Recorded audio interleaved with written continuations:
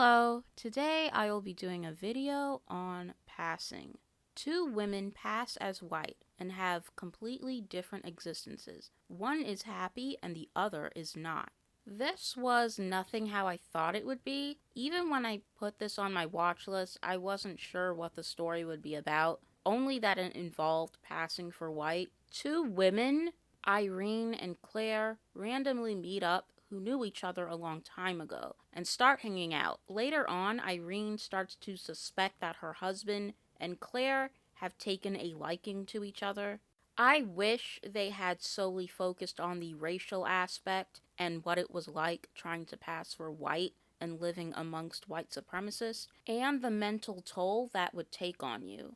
You'd think having access to white privilege and not being economically deprived or worrying about being lynched would be the end all be all, but living this way as someone with a black background could cause depression, assuming they're not a coon. They do touch on this subject, but never show anything. All they do is talk about things. That's what most of the movie is. It's people talking. In some ways, I kind of like that because it doesn't harp on black suffering and being exploitive for shock value. In other ways, it would have been nice to see more of Claire's life and what she was going through that made her unhappy. Because her white husband seems like a real piece of work. We do follow Irene for the most part, which is fine. It's mostly centered on her being suspicious that her husband is fooling around, and her arguing with her husband about teaching their kids about racism at such an early age. Now, this is a topic that hits close to home for me personally because I do think it's important to teach black kids about how the world works. You're not doing them any favors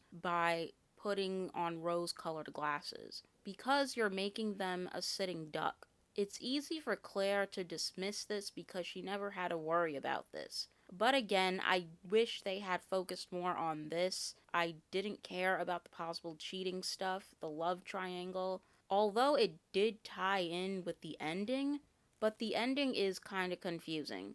And because of that, this needs to be watched at home because something does happen at the end. It's so fast, you're not going to know what is going on. You're going to have to rewind it, and you're going to be confused just like everyone else in the movie because they don't even know what the heck happened. And maybe that was done on purpose. Like maybe it was putting you in the perspective of the people at this party, which I thought was clever. But still, watch it at home. Otherwise, you're going to leave the theater being completely confused. As for the whole white passing thing, I don't believe in white passing. If you look white, you are white. And usually these people are not even biracial. They have one biracial parent and one white parent, which explains why they look the way they do. I do think times were different back then, but today I don't think anyone that passes for white lives this way or is pro black. I think they do relish in white privilege while taking pleasure in dabbling in blackness to seem more exotic and for shock value. Like, I do think they get a rush out of saying, hey, I have a black parent, and seeing the shocked reactions. The singer Halsey is a perfect example of this, and is a reason why I do not like her and never will.